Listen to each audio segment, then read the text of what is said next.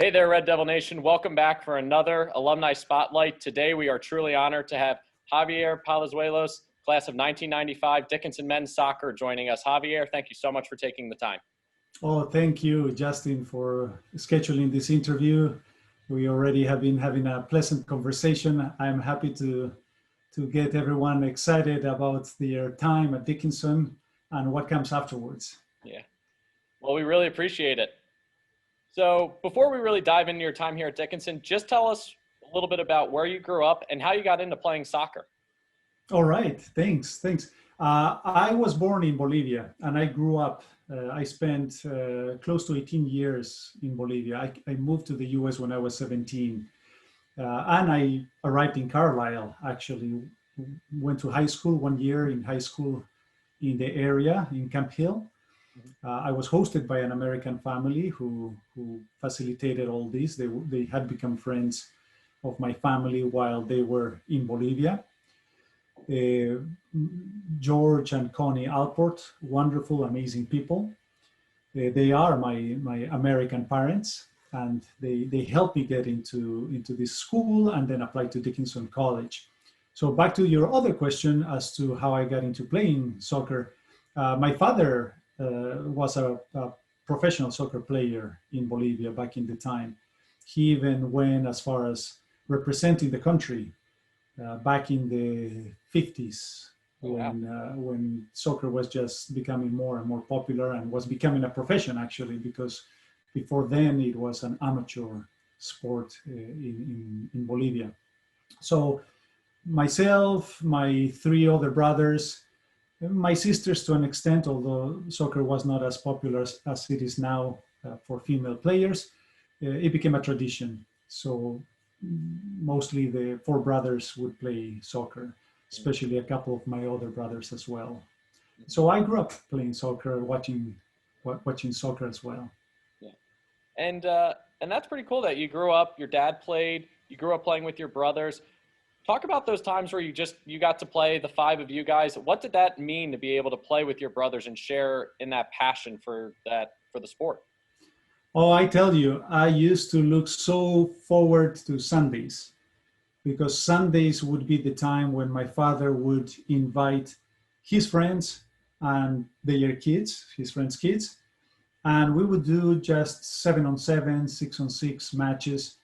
And normally I would want to play with my father and with my brothers on the same team. Sometimes we would mix it, but we would just have a great time. And it was not as competitive as later it became. I was probably 7, 8, 9 years old. And that awoke the passion of soccer in me. And I just wanted to play football in whatever level later on. But that's because those experiences, Sunday games, and then some pickup games at school, just in the break, during lunch break, we would play with friends. We would just pick up any ball, and there would be lots of groups of people playing different sports, mostly soccer. And I would just come home wanting to go back out there and kick the ball again. And sometimes I would do it on my own at home. So it was just those experiences, playing with family and then playing with some friends in the school breaks. Yeah. And what brought you to the United States? And when you got here, was soccer something that helped you acclimate yourself quickly to the Camp Hill area? Oh, yes, for sure. I actually came to school that my American parents had already discussed the potential of me playing football for the school. So for me, it was actually arriving earlier at the school to train. The pre-season camp, or the couple of weeks before the season began, that was the time when I met a lot of the students who were playing sports, particularly soccer. So for me, it was my first interaction with athletes at the high school level, at the senior school level, or junior, senior, the varsity team in the school. And of course, they help you get used to the classes, going from classroom to classroom, which was unusual for me because in the Bolivian school or educational system, you stay at school and the teachers move and change Yeah. from area. So for me, it was interesting, and friends would facilitate and explain how the new system here in the US works. Yeah. And that's pretty interesting. And you're here, you did 1 year of high school. How did you were close to Dickinson? Did you ever give it thought prior to maybe going through the recruiting process, or how did you find Dickinson, and what attracted you to coming here to continue your education and to play soccer? Yes, so during that year, I did fairly well in soccer. So there were some local schools who were interested in talking with me about potentially going to the schools. Of course, I was not looking at the Division I schools in the area, but so that meant that they couldn't actively recruit me and offer me scholarships. So I had to be a good student, and unfortunately, I went to a good school in Bolivia, and I was focused on my studies. So I was able to talk with people at Dickinson College with the idea of playing football, but also getting some financial aid because I was a good student. I had good grades. So it was a win-win. I would play sports and I would study. At that time, I also had the opportunity of going to University of San Francisco, where my father played. They are Division I believe they still are Division I. So the coach came to see me play and he offered me a scholarship. So for me, it was either go to a Division I school focused on soccer as the main activity that a student athlete would have to focus on just because of the competitive nature of it, or staying at a school where academics were superior. For me, Dickinson College academics at that time and now and forever will be much superior than many Division I schools, where I could still play soccer and enjoy it and not necessarily feel the pressure of having to perform and be able to focus on my studies, which looking back was the right decision. I was able to enjoy tremendously my experience while getting amazing academic background. Right.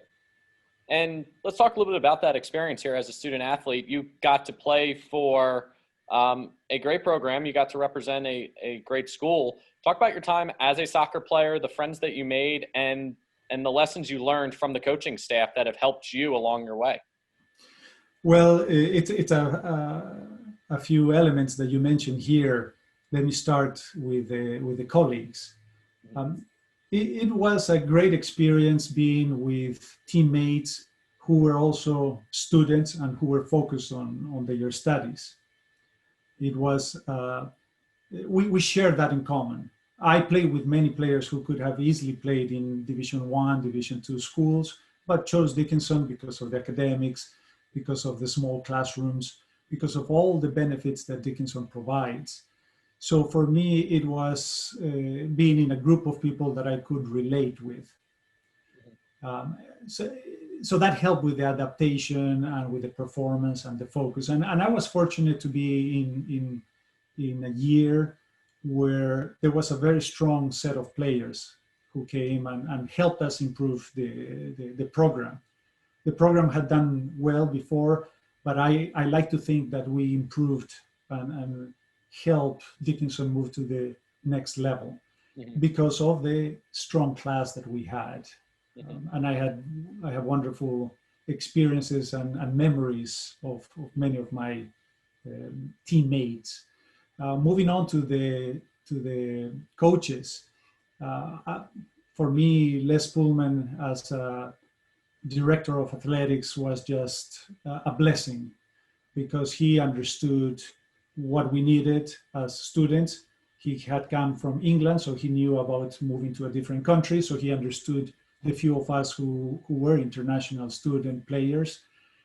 So that helped. He was very personable. That helped a lot. He coached 2 of the years that I was at Dickinson College.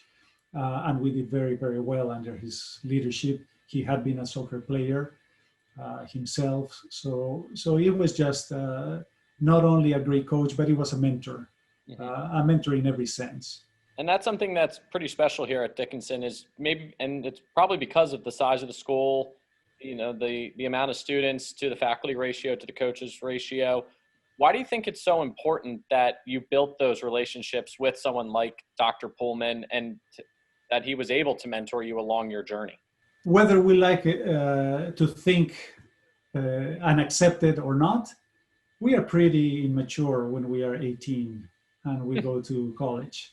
We like to think that we are all grown up and we can do anything and that we are going to make the best decisions. But the reality is that at 18, depending on the person, depending on our upbringing, we are not that mature. So if you don't have guidance, if you don't have an additional set of eyes and ears and just the personal contact and the confidence to tell you and help you and guide you, you can make the wrong decisions. You can focus too much on sports and disregard academics, or you can just focus on academics because you know that you have to do it, then you disregard sports, which is important for your health, for your just personal fulfillment, for your happiness. That balance is what we all try to achieve. And sometimes when you just leave your home, leave your parents and go and live on campus, sometimes we tend to be tempted. We are always tempted, but sometimes we would make the wrong decisions. And if we don't have not only a mentor, a guide, but also a role model, we can really mess up our experience in college. How did Dickinson help you in your journey into finding what you were passionate about to pursue as a career? So let's get into the professors. Michael Fratantuono. Michael Fratantuono, professor of economics, was a wonderful professor who made me love economics. I was okay at math, physics, but I was not gifted. So I didn't think I was going to get into economics, but he made me love it. He made me really enjoy economics and challenge myself. He's not the only one. There were wonderful professors there. I'm just focusing on where I ended up going in terms of a major. I also really enjoyed the environmental science program. Candace Wilderman was the head of the environmental science studies program back in the early 90s. And she was wonderful as well. So I ended up studying or getting certified in environmental studies. So that also helped. But overall, being a liberal arts college, the fact that you learn a lot from different areas and get to study things that you didn't think you were going to need in the future, just helped me prepare for what I decided to do afterwards. And that balance, it goes back to the balance, not only as an athlete, student athlete, but within the academics. Just the fact that you can do, and you should do many things, makes you a more complete person for whatever comes later. And we know that we change professions all the time. And you've had a great career thus far. What were the lessons that you learned here that have helped you continue to climb in your career progression? Again, that balance. The fact that you have to become solid with quantitative analysis, the fact that you have to become analytical, the fact that you have to have general culture and know history. You have to really have good command of your spoken and written English in this case. The fact that you can learn other languages as well. That makes you a well-rounded person, and that helps you do what Dickinson student graduates do, and it is going into so many different fields. I'm always amazed when I see alumni doing this, leading that, getting recognized for this. We are all over, and that's because of the well-roundedness that we are helped at at Dickinson. The alumni are a huge piece of this Dickinson family. And why do you feel it's important for you as an alum to stay involved with Dickinson and remain connected to this generation of college students? Well, number one, because we as humans should be grateful. It's very important to give thanks to a person, a group, an institution who has treated you well. For me, it's important to be involved with Dickinson because Dickinson has been great to me. Dickinson has given me a wonderful opportunity to be a student athlete. The 4 years at Dickinson were some of the happiest that I lived. It helped me be happy afterwards because of the academic preparation and the fact that it helped me be an athlete and stay in shape and remain healthy. So it's important to be involved because of this need as humans to be grateful and recognize and express our gratitude. And number two is because as part of that, or even independent of that, we have to help each other. And there are people that might be considering Dickinson or at Dickinson who might need additional guidance from the people who are there. And I mentioned a few people in my time that helped me shape myself as a student or as an athlete. But it's important for them to also know that there are other people who they can reach out, who have gone through the same type of experience and might not be life coaches and life mentors, but if they can give you a tip or two that helps you, it will help everyone. You as a counselor or as a guide, and the student as someone who learns and tries to grab the best from different people. You know, you have been bestowed a great honor here at Dickinson. You are in the Hall of Fame. Talk about that accomplishment and what it meant to you personally to know that you were going to be honored in that way and to be immortalized here in Dickinson athletics. It was very, very touching. It was, as you said, an honor. I don't know if I deserved it because there were so many athletes who were as committed or perhaps even more committed as I was. But I received it with a great sense of pride. And my American parents were there with me when I received it. And we sent pictures to my parents and my father. What made me really, really feel proud of it was just hearing and seeing the reaction of my father, who in his life was very committed to sports. He was a professional soccer player, but he also played volleyball. He jogged. He played racquetball. He did many sports. So for him to see that I was recognized as that, knowing that on top of that I was a decent student, was just very humbling. You know, when we were talking earlier, you know, now with you having kids, how has soccer and being able to play sports and maybe connect with them, how has that helped you as a father? Oh, it has helped me a great deal because I try to make them see the value of becoming balanced individuals. Unfortunately, none of them, I have two girls, none of them kick the ball well, or they are not interested in soccer at all. I wish that they were, but they actually love and enjoy another sport, probably the second sport that I love the most, which is Taekwondo, martial arts. Okay. And they are about to be tested for black belt. They are 12 and 9. So for me, that makes me proud. It might not be soccer, which I did for longer than I did martial arts, but the point is that they do sport and they are good students and they focus on it. So again, if there is any theme about this interview, is balance. The fact that I want to help them see the value of being good students, good athletes, good people. What makes you proud to be a Dickinsonian and a Dickinson Red Devil? The fact that I see the D behind you, and it brings me smile, and great memories of amazing people that I met, whether I'm talking about students, colleagues, coaches, other athletes, professors, director of athletics. It's just the memories that you grab from it and how they shaped me as a person.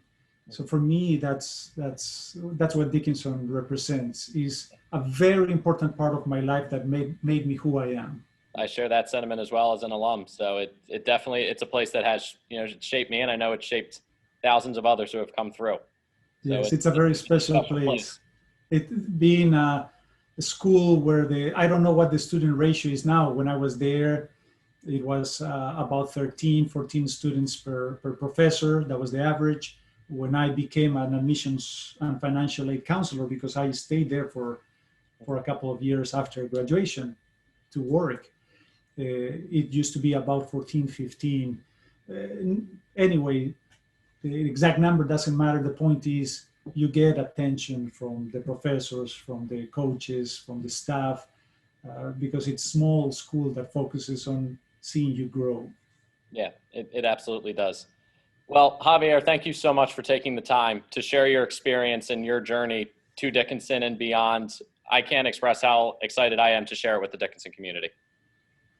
I'm very, very happy to help in the least bit your great effort to connect with the alumni and help everyone, because by us connecting, it's not only helping the people who watch these videos, but for us to remember how great Dickinson is and what it made us. I agree 100%. And we look forward to seeing you back on campus when we are open and playing soccer again, and we'll have you out for a few matches. Oh, alumni games, I'm all in. Sounds great. Well, take care, and we will talk to you soon. Thank you very much, Justin. Thank you, Javier.